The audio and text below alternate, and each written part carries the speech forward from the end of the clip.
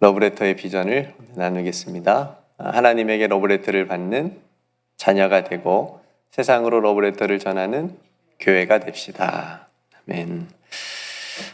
오늘 본문에 아마 여러분들도 잘 익숙히 알고 있는 그런 말씀일 텐데요. 베드로와 요한이 등장을 하는데, 특별히 오늘 본문에서 베드로의 모습을 보면 그 옛날 예수님을 이렇게 부인했던 모습도 또 도망치는 그런 연약한 모습은 전혀 보이지 않습니다. 어딘가 굉장히 당당해 보이고, 그죠? 뭔가 믿는 구석이 있는 것처럼 그렇게 보입니다. 여러분, 사람마다 믿는 구석이 하나씩은 있는 것 같아요. 세상 살면서 어떤 사람은 재물을 믿는 구석으로 삼는 사람이 있는가 하면, 그러니까 뭐가 없는 것 같은데 뒤에 뭐가 이렇게 많아. 그러니까 자기가 이제 믿는 뭐가 이제 물질이 많은 거죠. 또 권력이나 명예를 자신의 믿는 구석으로 또 삼는 사람도 있을 거고요. 또 외모를 믿는 구석으로 삼는 사람들도 있을 거예요. 여러분, 안타깝지만 우리는 지금도 늙고 있습니다. 지금 이 순간에도 아무리 이렇게 바르고 운동을 해도 그건 좀 늦출 뿐이지, 지금 이 순간에도 우리는 낡아지고 있습니다.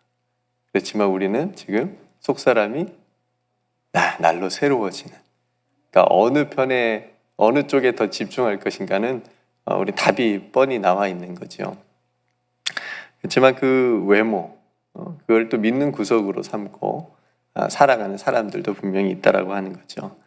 근데 성경은 무엇이라고 얘기합니까? 성경은 이 세상에 있는 것들로 그렇게 믿는 구석으로 삼는다면 그것은 결국 넘어지고 또 무너지게 되고 말 것이다 라고 하는 게 성경이 계속해서 우리에게 얘기해 주고 있는 겁니다. 그러니까 사람을 의지하면, 사람을 믿는 구석으로 삼으면 사람 때문에 넘어져요.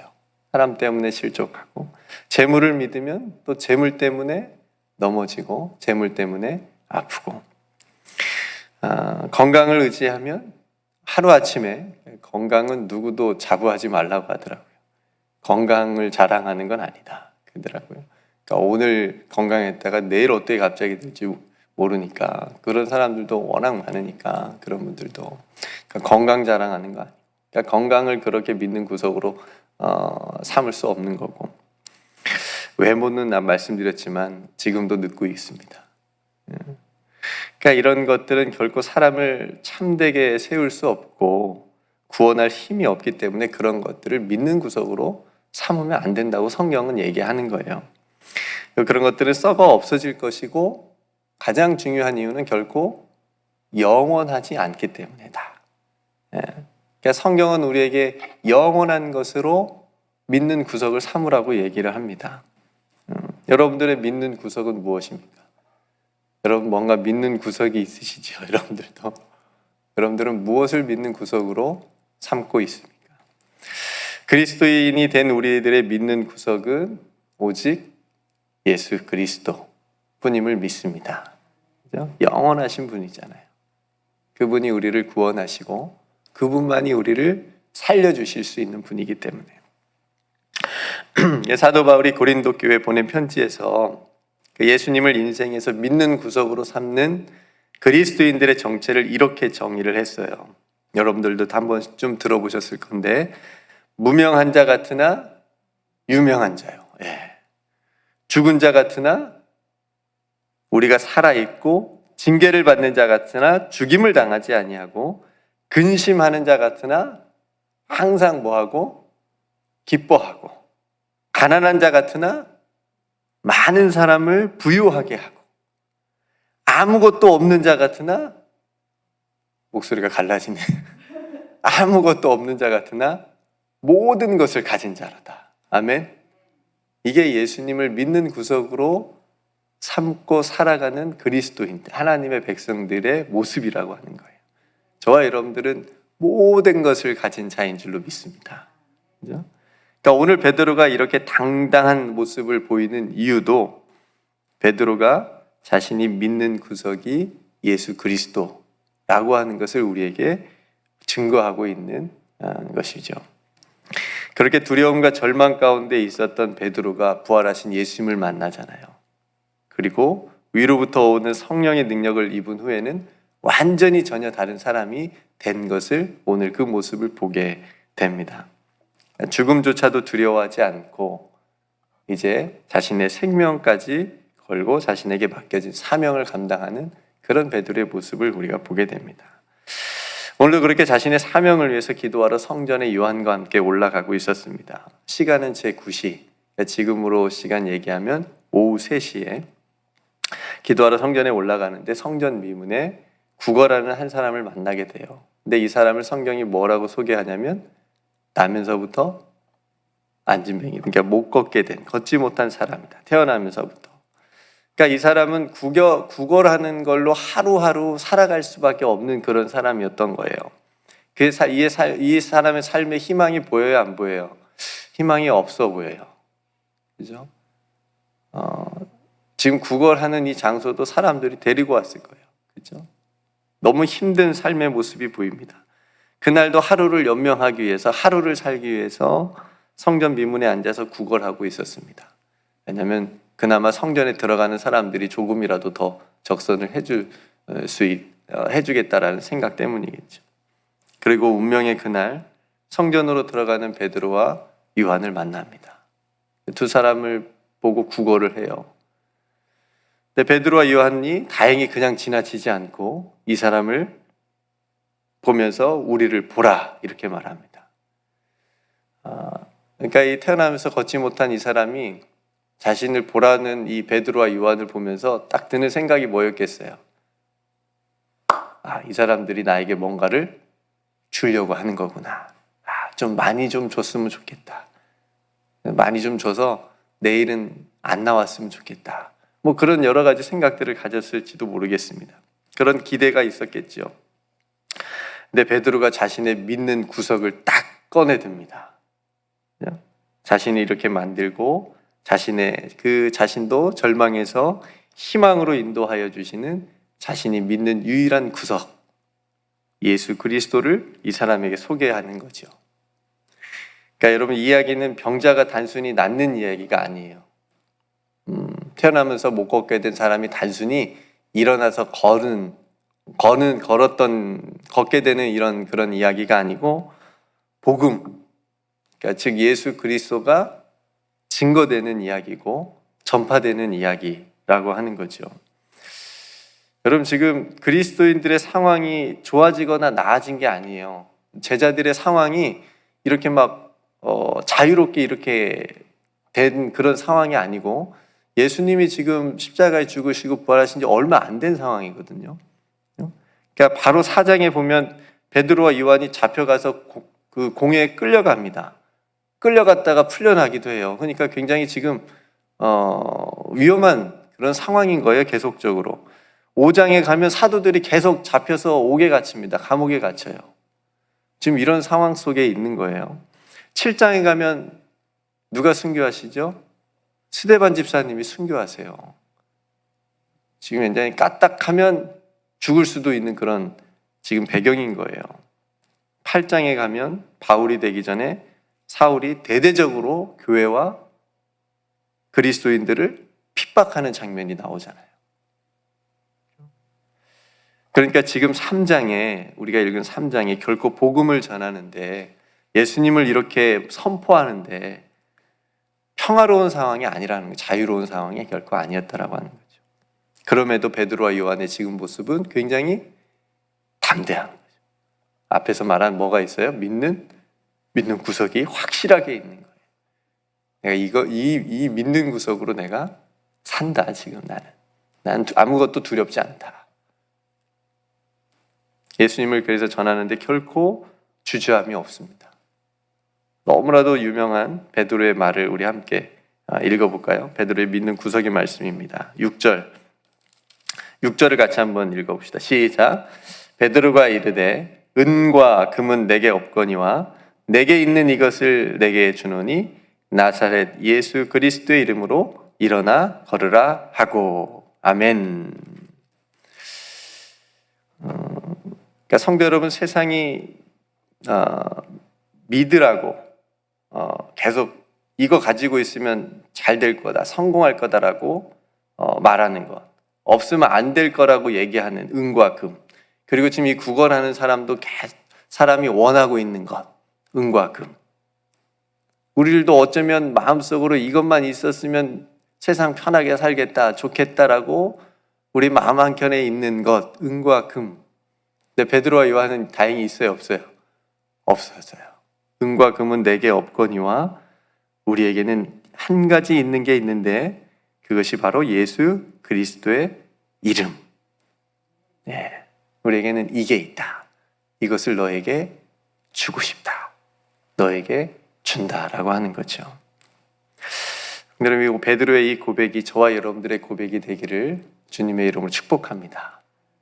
세상적으로 세상이 말하는 것들은 나에게 없지만, 부족하지만, 그것들은 없어도 살지만 나는 예수 그리스도의 이름 없이는 살 수 없습니다. 예수님 없이는 나는 존재할 수가 없습니다 라고 하는 그런 고백이잖아요. 그런 고백을 우리가 날마다 하나님 앞에 할 수 있는 거죠. 어쩌면 은과 금은 내게 없다라고 하는 이 말에 이 구걸하는 사람이 실망을 했을 수도 있겠습니다. 근데 은과 금으로 자신을 걷게 할 수 없었다라고 하는 것을, 없다라고 하는 것을 이 사람은 지금 살아오면서 느꼈을 거고요. 그거는 단순히 자신을 하루하루 연명하게끔만 하는 것이었지만, 지금 베드로와 요한이 자신에게 주는 그 이 놀라운 나사렛 예수 그리스도의 이 이름은 자신을 어떻게 만들었어요? 자신을 일어나게, 걷게 만들었다라고 하는 거예요. 요한복음 5장에 보면 베데스다 연못에서 38년 된 중풍병자 이야기가 나옵니다. 예수님께서 그 사람을 일으켜 세우실 때도 말씀하시는 거죠. 네 자리를 들고 일어나라. 이런 말씀을 하세요. 비슷한 이야기잖아요. 오늘 안진뱅이를 태어나면서 못 걷게 된 이 사람을 일으키는 이야기니까 예수님이 그 본문, 그 이야기 속에서 중요한 말씀을 하십니다.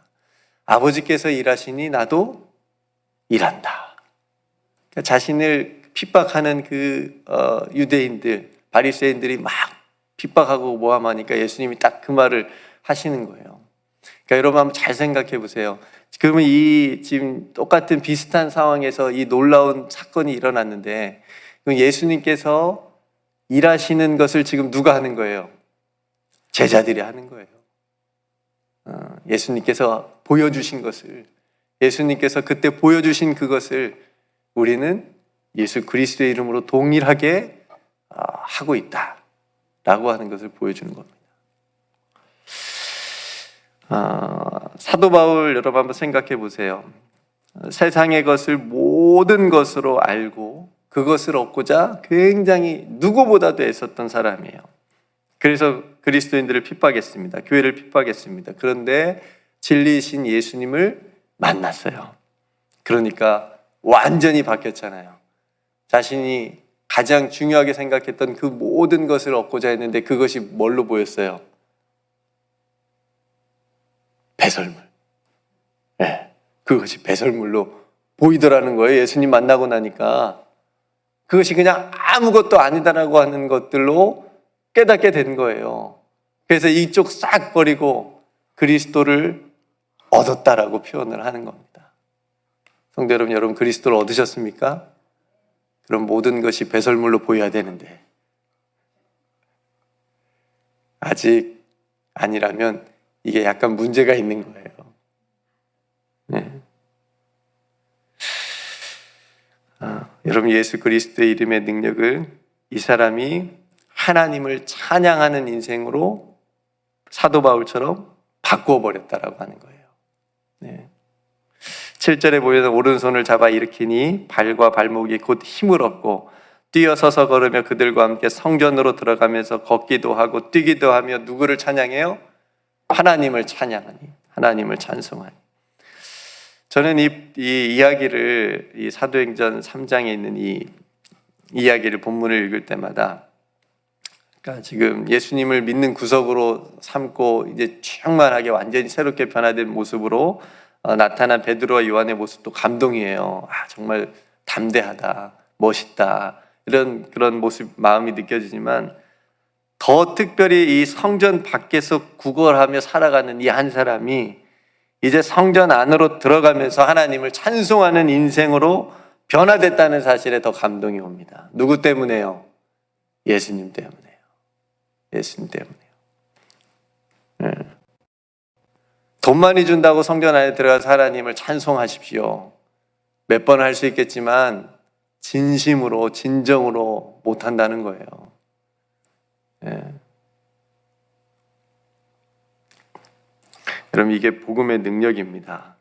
이제 이 사람도 믿는 구석이 예수 그리스도가 될 수 있는 거예요. 네. 여러분, 물질은 우리를 항상 하루하루 구걸하게 만드는 데 그치지만 예수 그리스도의 이름은 이 사람을 그 절망의 자리에서 소망의 자리로, 하나님을 찬양하는 자리로 인도해 주셨다라고 하는 것을 우리가 보게 됩니다. 성도 여러분, 오늘날 믿는 구석이 많을수록, 많이 준비해 놓을수록 편안한 세상이에요. 살기가. 그죠? 돈도 좀 있고 남들이 좀 무시 못할 약간의 권세나 명예나 지위도 좀 있고, 또 든든한 보험도 조금 있고, 안심되는 노후 대책도 조금 마련해 놓으면 살기 참 좋은 세상입니다. 그러나 여러분, 우리가 믿는 예수님을 한번 생각해 보시겠어요? 우리가 따르는 예수님, 내가 주님 걸어가신 길을 뒤따라 가겠습니다 라고 우리가 고백하는 그 예수님 그런 거 하나도 없으셨잖아요. 그것을 위해서 살지 않으셨다라고 하는 거예요.